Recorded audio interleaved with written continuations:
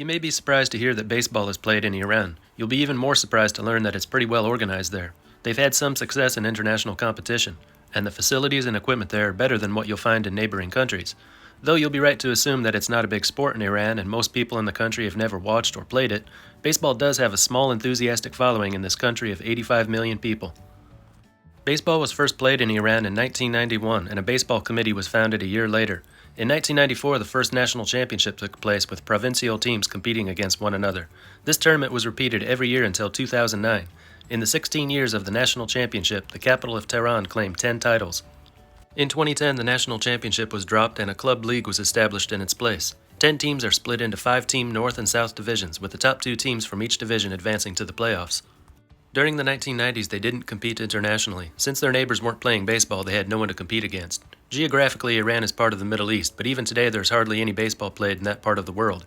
So Iran is grouped with the countries of South Asia. Most of those countries started playing baseball around the same time as Iran. In 1999, they made their first appearance at the Asian Baseball Cup, which they now regularly compete in. In the Western Division of the Asian Baseball Cup, their best finish is a silver medal in 2015, and bronze in both 2012 and 2017. And in 2019, they were 4th, behind Sri Lanka, Pakistan, and India. Presently, Iran is ranked 71st, tied with African nations Tanzania and Ghana. As far as countries in the region, Pakistan, Sri Lanka, and India are ranked higher. Bangladesh and Nepal are lower. This is actually a bit disappointing for the Iranian national team. 8 years ago, they were in the top 50 in the world. Pakistan had been the first Western Asian country to compete in a WBC qualifier in 2012, but it looked like Iran could possibly take their spot in future editions. But as participation has grown in other countries, Iran has failed to stay ahead of them. Iran has some advantages and disadvantages compared with its West Asian neighbors. Its first venue dedicated to baseball was built in the city of Karaj, 20 kilometers west of Tehran in 2009, just in time to host the country's first national club championship a year later. The $1.6 million stadium underwent renovations in later years and now meets international standards, complete with VIP stands, locker rooms, administration offices, and a conference room. It was supposed to be the venue for the 2021 West Asian Baseball Cup, but because of COVID, that event was canceled completely. It's the most modern ballpark in a region where many countries still don't have a baseball-specific stadium. There is even talk about building another stadium just like it in another city. So this is a big advantage for them. We've heard about other countries where they only have fields meant for other sports to be played on. When players from those countries play abroad, it's a bit of a shock to see how the ball rolls and bounces on a proper baseball field, and they commit a lot of errors. While many teams in Iran do practice and play on soccer fields, the national team practices at the stadium in Karaj, and that's where the National Club Championship takes place.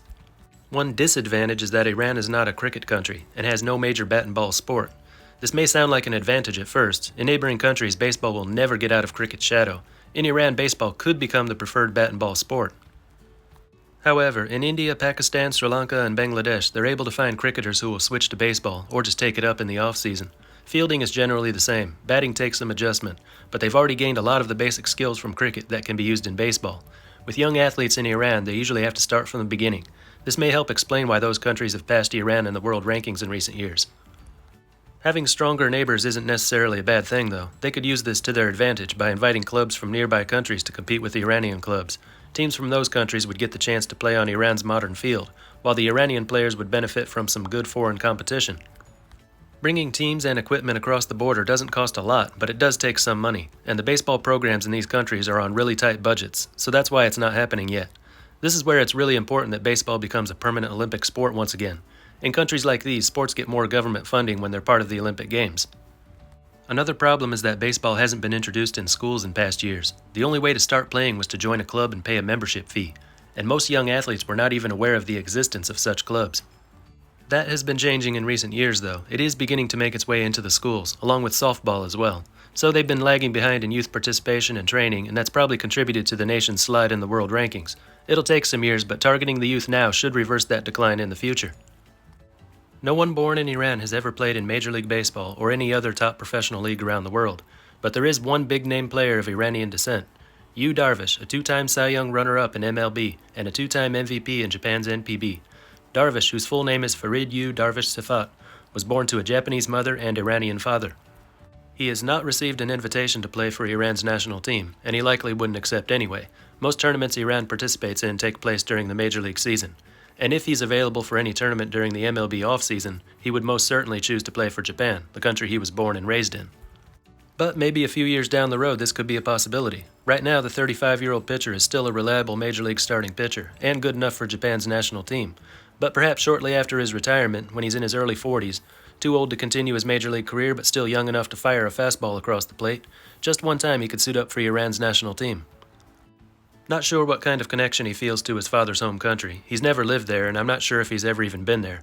But his presence on the team, even if just one time, would do so much for the baseball program in Iran. He's not a celebrity there, he's never mentioned on Iranian TV or anything, but he's a huge source of pride for Iranians who play the game, and his appearance there, no matter how brief, would certainly attract more attention than the sport has ever received in the country.